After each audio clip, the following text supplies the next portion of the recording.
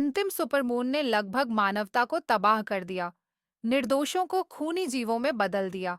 अब यह घटना फिर से पूरी ताकत से लौटती है और डॉक्टर जेम्स अरांडा चेतावनी देते हैं, जब चांद आसमान में उगता है तो कोई भी सुरक्षित नहीं है। जब अरांडा के बयान टेलीविजन पर गूंजते हैं, दृश्य एक छोटे परिवार के कमरे में बदल जाता है। वहां लुसी मार्शल और उनकी बेटी एम्मा एक पुलिस वर्दी पहने व्यक्ति की तस्वीर के सामने एक मोमबत्ती जलाते हैं। दोनों एक मिश्रण में खोए हुए लगते हैं, पुरानी यादों और डर के साथ, जैसे वे तस्वीर से बात कर रहे हों। हम आपको याद करते हैं और काश आप यहाँ होते। इस तरह से यह पता चलता है कि छोटी लड़की अपने पिता जॉन को याद करती है और उस सुरक्षात्मक आकृति की अनुपस्थिति को महसूस करता है। अगला शॉट वेस्ली मार्शल को दिखाता है, जो लड़की के चाचा और लुसी के जेठ हैं। अपने घर के आंगन में व्यस्त है, संभावित खतरों से अपनी संपत्ति को मजबूत करते हुए। वह जालों की जांच करता है और यार्ड को तारों से घेरने के लिए अतिरिक्त बिजली उत्पन्न करता है, जो किसी भी हिंसक आक्रमण को रोकने के लिए लगता है। वह सुरक्षा कैमरे भी लगाता है और घर के एक तरफ बज रहे छोटे जनरेटर की जांच करता है। यह स्पष्ट है कि वेस्ली आगामी सुपरमून के बारे में चेतावनियों को बहुत गंभीरता से लेता है और घर को सुरक्षित रखने के लिए दृढ़ संकल्प है। पड़ोसी कोड़ी पास वाले आंगन से ऐसा ही करते हैं, हालांकि कहीं अधिक आक्रामक तरीके से। वह एक स्वचालित मशीन गन चलाने का अभ्यास करते हैं।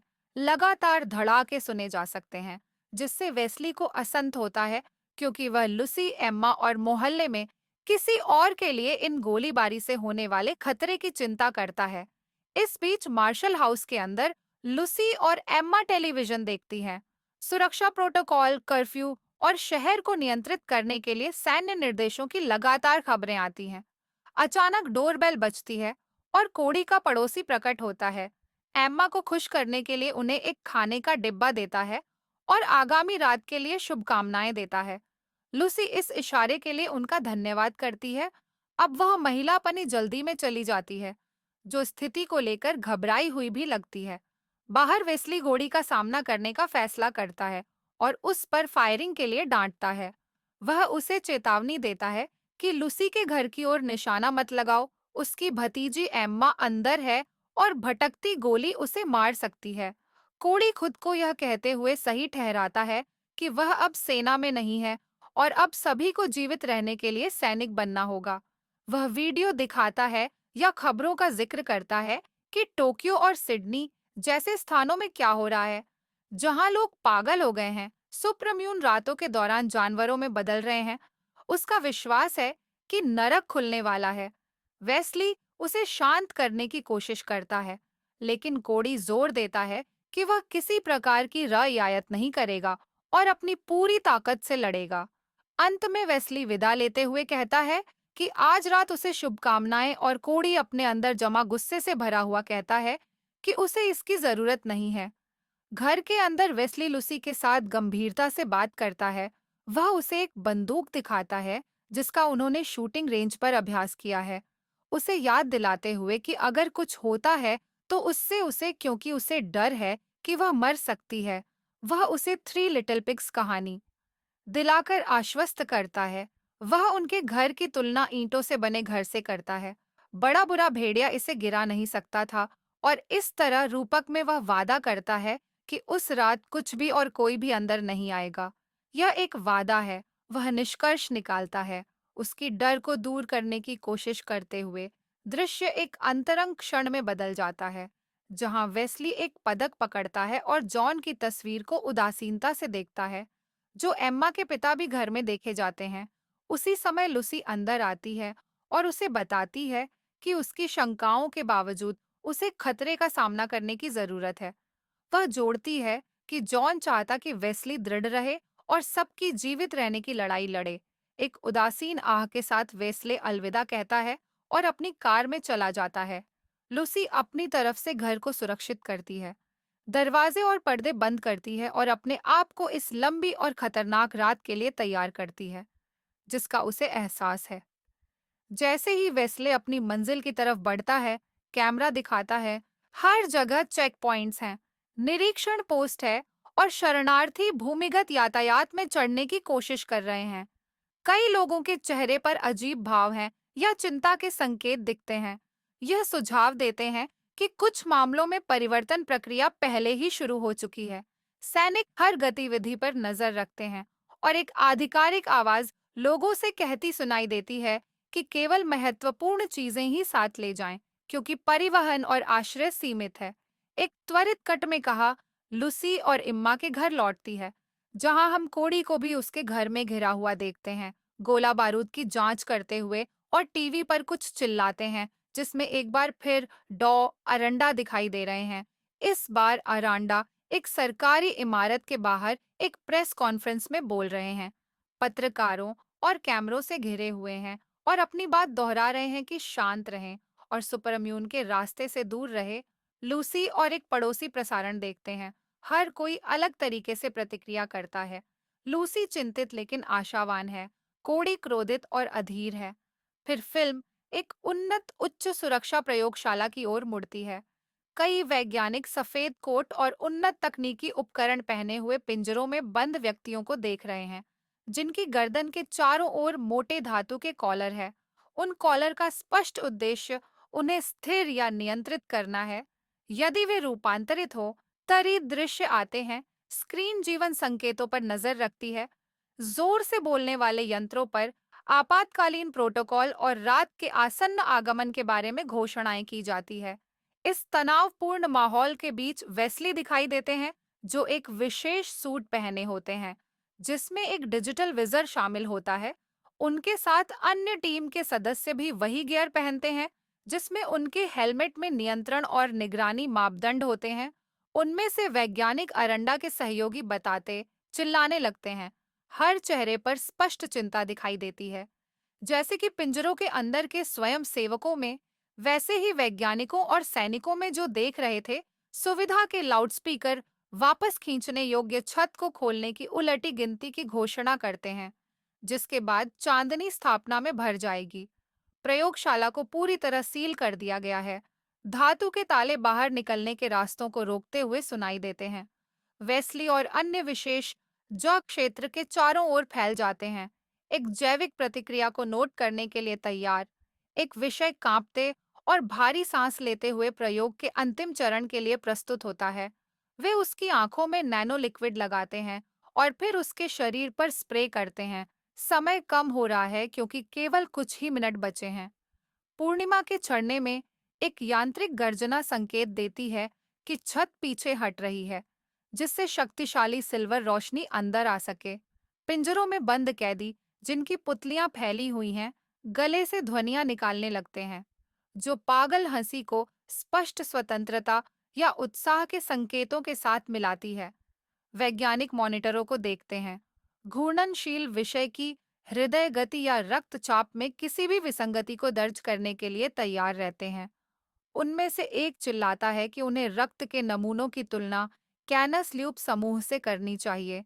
जब तनाव बढ़ता है, क्या चंद्र सुरक्षा काम करेगी या रात की पशुता को मुक्त कर देगी? छत पूरी तरह खुली है और चंद्रमा चमक रहा है। सब कुछ निर्णायक क्षण के लिए तैयार है। रात जारी है, जैसे सुपरमून आकाश में ऊंचा चढ़ता जा रहा है। वेस्ली मार्शल के पड़ोस में कैमरा घर के सामने का दृश्य दिखाता है, जहां लूसी और छोटी ए अचानक एक शोर अंदर परिवार को चौंका देता है। लूसी ध्यान से सुनने की कोशिश करती है, बच्चे को और डराने से बचाने के लिए अपने डर को काबू में करती है। वह एम्मा से धीरे से कहती है कि सब कुछ नियंत्रण में है और यह शायद सिर्फ हवा है या बाहर कोई जानवर भटक रहा है। लेकिन उसके कांपते हाथ उसकी घबराहट को जाहिर करते हैं। अचानक सुनहरे बालों वाली पड़ोसी के घर के दृश्य में दिखता है कि वह अकेली है, हवा की जांच कर रही है।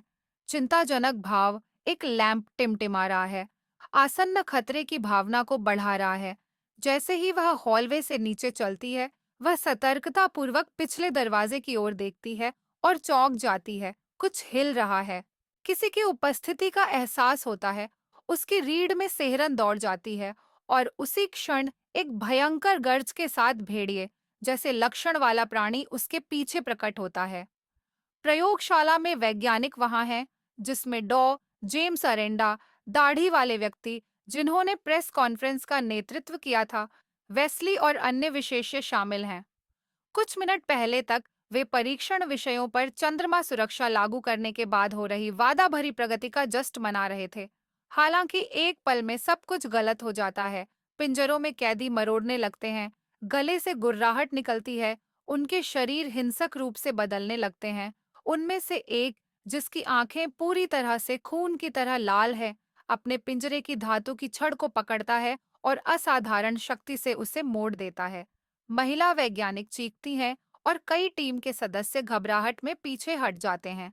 अराजकता के बीच वैज्ञानिक भीत होकर देखते हैं कि अरांडा खुद अपने रक्षात्मक सूट के अंदर परिवर्तित होना शुरू कर देते हैं।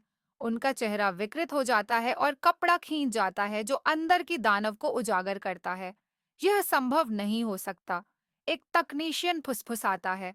किसी ने यह उम्मीद नहीं की थी। अगला, तथाकथित उच्च सुरक्षा वाले पिंजरे वेयर वुल्फ की शक्ति नहीं सह सकते। एक एक करके सलाखें टूट जाती हैं, जिससे जीव वैज्ञानिक पर हमला करने के लिए बाहर निकल आते हैं। चीखें पूरे सुविधा में गूंज उठती हैं। जैसे ही खून साफ दीवारों पर बिखर जाता है, एक युवा टीम के सदस्य भागने की कोशिश करता है, लेकिन एक विशाल जानवर उसे पैर से पकड़ लेता है, खींचकर तुरंत निगल जाता है। वेस्ले और एक वैज्ञानिक एमी एक सुरक्षित दरवाजे की ओर दौड़ते हैं, जबकि सबसे नजदीकी जानवर एक घातक पंजा मारता है। वे आखिरी पल में दरवाजा बंद करने में कामयाब होते हैं, लेकिन एक सहकर्मी को पीछे छोड़ देते हैं, जिसकी दिल दहलाने वाली चीखें सुनी जा सकती हैं। जब उसे फाड़ दिया जाता है, वैज्ञानिक आंसुओं के सैलाब के साथ रोती है। वेस्ले उसके कंधे पकड़ता है, उसे जीवित और स्पष्ट सोचने की कोशिश में। इस बीच लूसी के घर में तनाव कम नहीं होता।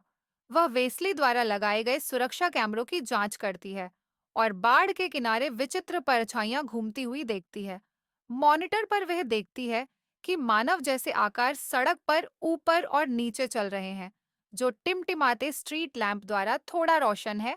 उसी समय कोढ़ी पड़ोसी जो मशीन गन से अभ्यास कर रहा था, अपने घर में खुद को बंद कर लिया है, जाहिर तौर पर किसी भी चीज पर गोली चलाने के लिए तैयार है जो हिले। अचानक कोड़ी के घर में जोरदार धमाका सुनाई देता है।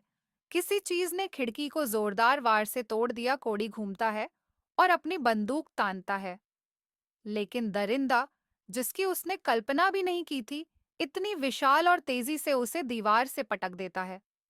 टक्कर की ताकत से लकड़ी और प्लास्टर टूट जाते हैं, जिससे बाहर खुलने वाला एक बड़ा छेद बन जाता है। छेद से आती चांदनी के नीचे कोड़ी की आंखों में एक खतरनाक चमक आ जाती है, जो उसके अपने परिवर्तन का संकेत देती है। हम वेस्ली और वैज्ञानिक एमिचेन के पास लौटते हैं।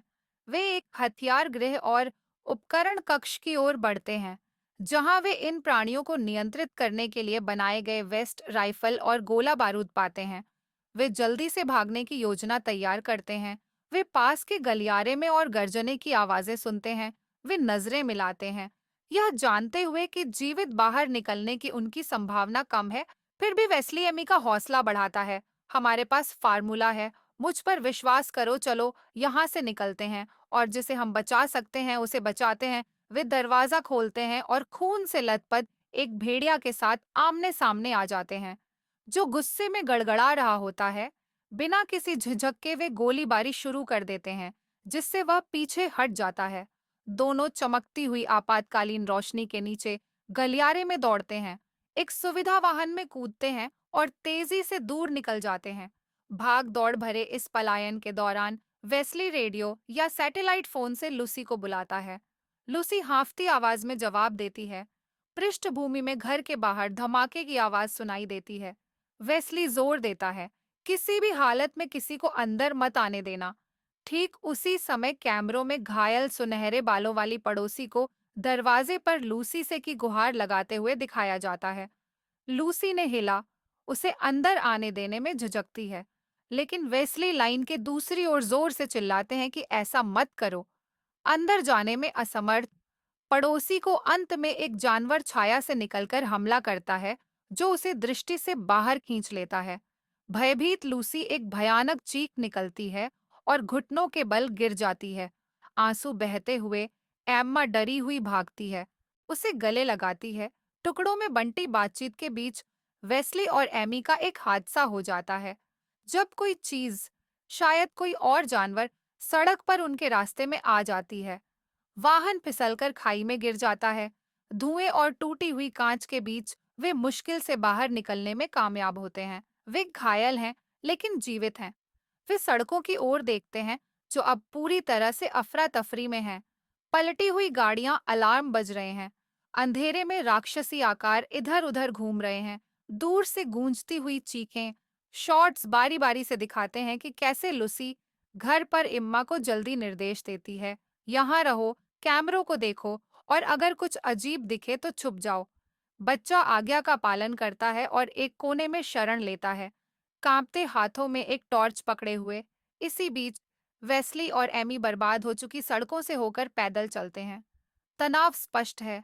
हर कदम पर उनके जूतों के नीचे कांच और धातु के टुकड़े चटकते हैं। अचानक कोने के चारों ओर एक तेज गरज गूंजती है। लगभग 2.5 मीटर ऊंचा एक राक्षस विशाल मांसपेशियों के साथ एक कार को ऐसे फाड़ रहा है जैसे वह कागज की बनी हो। कार के अंदर से एक मानव कराह की आवाज सुनाई देती है। वेस्ली एमी को इशारा करता है कि वह झुक जाए, जिससे ध्यान ना जाए। दोनों सांस रोककर एक और खड़ी गाड़ी के नीचे सरक जाते हैं। अपनी गंध की क्षमता से मार्गदर्शित होकर दैत्य पास आता है। गुरुरा कुछ बूंदें खून की डामर पर टपकती हैं। नायक के पैरों पर छींटे पड़ते हैं, जो खुद को पहचानने से बचाने के लिए सांस रोके रहते हैं। कुछ अंतहीन सेकंडों के बाद प्राणी एक दूर की आवाज से विचलित होकर दूसरी गली की ओर दौड़ पड़ता है। राहत की सांस लेते हुए वेस्ली और एमी अपनी छुपने की जगह से बाहर आते हैं। तभी वेस्ली की घड़ी का अलार्म ताल से बजने लगता है। इसे सुनते ही 2 या 3 अन्य जानवर तुरंत घूमते हैं और एक चीख छोड़ते हैं। एक पागल भागदौड़ शुरू होती है। वेस्ली और एमी बिना पीछे देखे दौड़ते हैं, अंधाधुंध गोली चलाते हैं। जब भी कोई प्राणी बहुत पास आता है, आखिरकार वे एक शॉपिंग सेंटर के प्रवेश द्वार पर शरण लेते हैं, जहां गेट आधे उठे होते हैं। एक साइड दरवाजे को खोलने के बाद वे अंदर भागते हैं, जहां अंधेरे शॉप विंडो और लूटे गए स्टोर मिलते हैं। वे जैसे ही अंदर कदम रखते हैं, वैसे ही उन्हें कुछ और पिंजरे दिखाई देते हैं, जिनमें लोग बंद हैं। कुछ लोग शायद संक्रमित हो सकते हैं, कि गुस्से भरी नजरों और उनकी गुर्राहट से अंदाजा लगाया जा सकता है इस स्थान को किसी प्रकार के हिरासत शिविर या गुप्त आश्रय के रूप में तैयार किया गया है। अचानक नकाबपोश व्यक्ति प्रकट होते हैं और उन्हें बंदूक की नोक पर रोक लेते हैं। वे विद्रोही या सशस्त्र बचे हुए लोग हैं, जिन्होंने शॉपिंग सेंटर पर कब्जा कर लिया है। उनमें से एक शॉटगन की ओर इशारा करते हुए उन्हें अपने हथियार नीचे करने का आदेश देता है। यह तुम्हारी जगह नहीं है। मुझे एक कारण बताओ कि तुम्हें उन जानवरों के हवाले क्यों ना कर दूं। हाथ उठाए हुए जल्दी में जवाब देता है, हम वैज्ञानिक हैं, हम इलाज की तलाश कर रहे हैं, हमें बस सुरंगों से गुजरना है ताकि हम अपने परिवार तक पहुंच सके। नक्काश व्यक्ति उसे शक की नजर से देखता है, जबकि उसके साथी एमी और वेस्ली के बैग की तलाशी लेते हैं। तनाव हवा में भर जाता है और उसी क्षण दृश्य अचानक कट जाता है। शहर में व्याप्त अराजकता के पैमाने को उजागर करते हुए एक संक्षिप्त परिवर्तन में कैमरा लुसी के मोहल्ले पर ध्यान केंद्रित करता है। सुरक्षा स्क्रीन के माध्यम से वह भयानक रूप से देखती है कि दर्जनों जानवर घरों के बीच घूम रहे हैं, दरवाजे और खिड़कियां तोड़ रहे हैं। काली आकाश, जिसका प्रकाश पूर्णिमा से होता है, उन्हें और भी भयानक रूप देता है। नलूसी मुश्किल से ही अपने हाथों को कांपने से रोक पा रही है जब वह वॉकी टॉकी को अपने होंठों के पास लाती है। वेस्ली, वेस्ली, मुझे जवाब दो। शॉपिंग सेंटर के अंदर नकाबपोश विद्रोहियों के साथ तनावपूर्ण मुठभेड़ के बाद वेस्ली और वैज्ञानिक ए उन्हें यह समझाने में कामयाब रहे कि वे केवल भूमिगत सुरंगों से होकर गुजरना चाहते हैं और अपनी यात्रा जारी रखना चाहते हैं। बगावती गुस्से में आखिरकार उन्हें जाने देते हैं, चेतावनी देते हुए कि शोर ना करें और जल्दी से बाहर निकले, इससे पहले कि और जानवर इकट्ठा हो जाए। वेस्ली और एमी अंधेरी गलियारों में बढ़े, जो केवल उनके हेलमेट की टॉर्च की रोशनी से रोशन हो रहे थे। यह जगह क्लास्ट्रोफोबिक है। जंग लगे पाइप, स्थिर पानी के गड्ढे और प्रतिध्वनि हर कदम को डरावना बनाती है। एक मोड़ पर आते ही वे एक बंद गेट पर पहुंचते हैं, जो उनका रास्ता रोक रहा है। नर्वस वेस्ली ताला तोड़ने की कोशिश करता है, जबकि एमी उनके पीछे पहरा देती है। सुरंग से आने वाली हर आवाज पर चौंक जाती है। अचानक उनके पीछे गूंजती हुई एक धाड़ सुनाई देती है। इससे पहले कि वे प्रतिक्रिया कर सकें, अंधेरे से एक जानवर उन पर हमला कर देता है, जो वेस्ली से टकरा जाता है। वह जोर से गिरता है, खुद को छुड़ाने के लिए संघर्ष करते हुए। जीव के पंजे और दांत, भारी प्रयास से वह जमीन पर पाई एक धातु की छड़ उठाता है और उसका प्रयोग प्राणी के सिर और बाजू पर प्रहार करने के लिए करता है। अंत में वह एक सटीक वार करता है, जिससे वह गिर जाता है। वेस्ली अपने घावों के दर्द से तड़पता है, हाँफते हुए, जबकि एमी उसकी सहायता के लिए दौड़ती है। अपने संकल्प को नवीनकृत करते हुए वे गेट खोलते हैं और सतह पर पहुंचकर उन्हें प्रत्यक्ष सुपर चांदनी से बचने के लिए मजबूर होना पड़ता है। ने एक प्रतिरोधक या सुरक्षात्मक तरल तैयार किया है, जिसे वे अपने ऊपर छिड़क सकते हैं। वे प्लास्टिक से खुद को ढक लेते हैं और बाकी बचा हुआ घोल लगाते हैं, इस बात से सतर्क कि चंद्रमा की रोशनी के संपर्क में आने से उनका रूपांतरण हो सकता है। छायाओं के बीच से निकलते हुए वे एक परित्यक्त हार्डवेयर स्टोर तक पहुंचते हैं और अंदर घुस जाते हैं। दुकान के अंदर वेस्ली और एमी बचा हुआ थोड़ा पानी इस्तेमाल करके खुद को धोते हैं और सतही घावों को साफ करते हैं। वे एक पुराने काउंटर के पीछे फर्श पर बैठते हैं, अपनी सांसों को काबू करने की कोशिश करते हैं। इस बीच वे धीमी आवाज में बात करते हैं, याद करते हैं कि उन्होंने अपने जीवन का अधिकांश समय महामारी का पीछा करने और वैश्विक संकटों का सामना करने में बिताया है।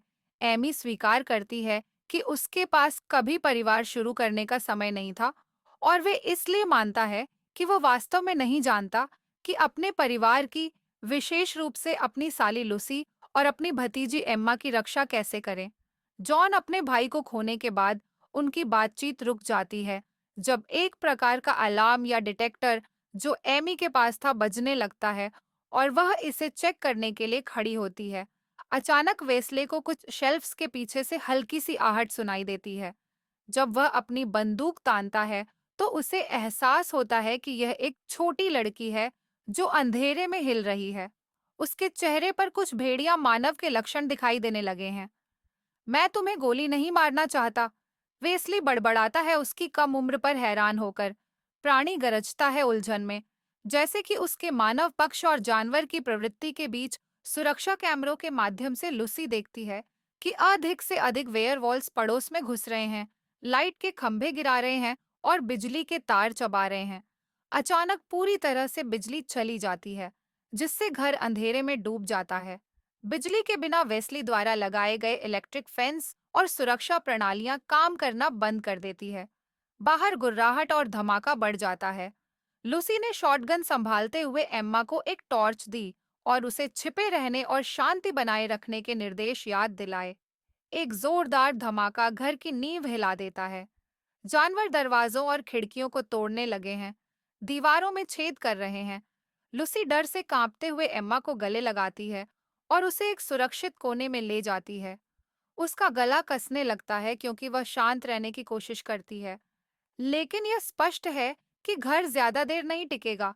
हम वेस्ली और एमी के पास लौटते हैं, जो हार्डवेयर स्टोर से निकल चुके हैं, और एक जगह पहुंचते हैं जहां हथियारबंद बचे हुए लोगों का समूह मशीन गन और अस्थायी अवरोधों के साथ लाइकंथ्रोप्स के खिलाफ रक्षा कर रहा है।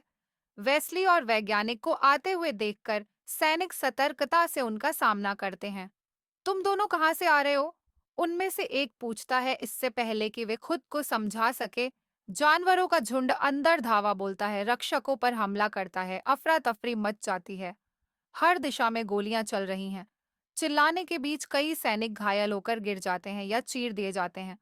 वेस्ली और जमीन पर गिर जाते हैं। एक वेयर वुल्फ एमी पर छलांग लगाता है। तभी वेस्ली उसे करीब से गोली मार देता है और पीछे की ओर धकेल देता है। दूसरे जानवर का ध्यान भटकाने के लिए एमी खुद को उजागर करती है, उस पर चिल्लाते हुए उसका ध्यान वेस्ली से हटा देती है। वह इस मौके का फायदा उठाकर एक भारी हथियार पकड़ता है और अनेक राक्षस उसका नियंत्रण खो जाता है और वह अपनी संपत्ति की बांट से टकरा जाता है, जिससे संरचना का हिस्सा नष्ट हो जाता है। अंदर लूसी और एमा टक्कर की आवाज सुनते हैं और एक पल के लिए उम्मीद की एक झलक महसूस करते हैं कि वेस्ली वापस आ गया है।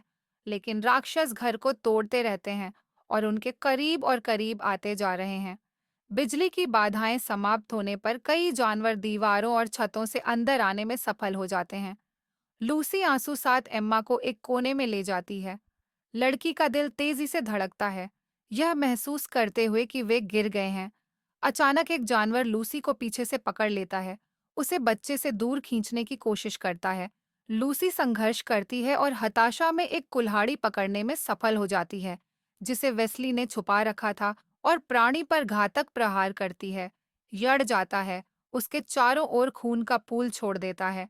उसी क्षण वेस्ली अंत तथा टूटे हुए दरवाजे से घर में पेश करता है और लुसी और एमा से मिल जाता है। वे राहत और आतंक के मिश्रण में एक दूसरे को गले लगाते हैं। दोनों जल्दी जल्दी बोलते हैं, क्या तुम ठीक हो? कहीं चोट तो नहीं आई? हम जिंदा है। भगवान का शुक्र है कि तुम वापस आ गए। उनका सीधे सामना करने के लिए अपनी भतीजी और भाभी को सुरक्षित रहने की चेतावनी देते हैं। लूसी उससे बाहर ना जाने की विनती करती है, लेकिन वेस्ली दृढ़ संकल्पित है। सड़क पर कदम रखते हुए वेस्ली जानवरों को चुनौती देने के लिए चिल्लाता है। वह आकाश की ओर देखता है और सुपरमून की रोशनी में खुद को उजागर करने का निर्णय लेता है। तुरंत उसकी आंखों का रंग बदल जाता है, उसकी मांसपेशियां फूल जाती हैं और उसकी त्वचा पर बाल उगाते हैं। वेस्ली लूसी की आश्चर्यचकित नजरों के सामने एक वेयरवुल्फ में बदल जाता है, जो टूटे हुए खिड़की से देख रही है। यह उनके खिलाफ हाथ से हाथ मिलाकर समान शर्तों पर लड़ने का एकमात्र तरीका है। एक भयंकर युद्ध होता है। वेयरवल्फ रूप में वेस्ली एक अन्य जानवर पर हमला करता है, जो उतना ही बड़ा है जितना वह है। गुर्राहट और पंजों की छोटे सड़क पर गूंजती है। स्ट्रीट लैंप हिलते हैं और प्रत्येक टक्कर के साथ डामर के टुकड़े बिखर जाते हैं। आखिरकार मुख्य पात्र अलौकिक ताकत की लहर के साथ दूसरे को गला काटकर खत्म कर देता है और उसे मोड़ता है। जब तक कि वह निष्क्रिय नहीं हो जाता, एक विजय होले की आवाज पूरे ब्लॉक में गूंजती है। लुसी एम्मा को खोजने और उसे छुपाने के लिए दौड़ती है, डरते हुए कि अन्य जानवर अंदर आ सकते हैं। अचानक लिविंग रूम में बैरिकेड पर रखी दीवार एक भीषण चोट के साथ गिर जाती है। गुस्से में गुर्राते हुए टूटता है। लूसी अपनी अब खाली शॉटगन की ओर इशारा करते हुए चीखती है। उसके पास अब गोलियां नहीं हैं। जब प्राणी रोशनी में आता है तो लूसी समझती है कि यह वेस्ली है, उसका साला, पूरी तरह से रूपांतरित। उसकी दृष्टि अब जंगली प्रवृत्ति से संचालित होती है, और इससे भी बुरा कि उसने जॉन का मेडल अपनी गर्दन में पहना हुआ है, एक याद पारिवारिक रूप में, और उसने जीत लिया। घबराहट से घिरी लूसी समझती है, उसे पहचान नहीं सकता और अपनी पशु क्रोध में वह उसे और को मार सकता है। वह हताश होकर उसे जॉन और एम्मा की एक फोटो दिखाती है। हम परिवार हैं, तुम वेस्ली हो, हमें चोट मत पहुंचाओ। वह रोते हुए कहती है। कुछ क्षण के लिए ऐसा लगता है कि वह प्राणी उसे सुन नहीं सकता।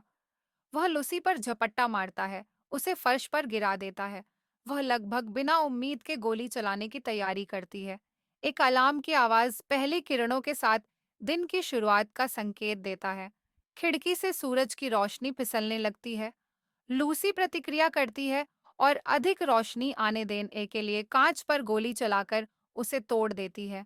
प्रकाश वेस्ली के दानवी रूप पर पड़ता है और धीरे धीरे उसका शरीर मरोड़ने लगता है, जिससे परिवर्तन उल्टा होता है। अंत में वह अपने मानव रूप में लौट आता है, हाँफते हुए और पसीने में भीगा हुआ,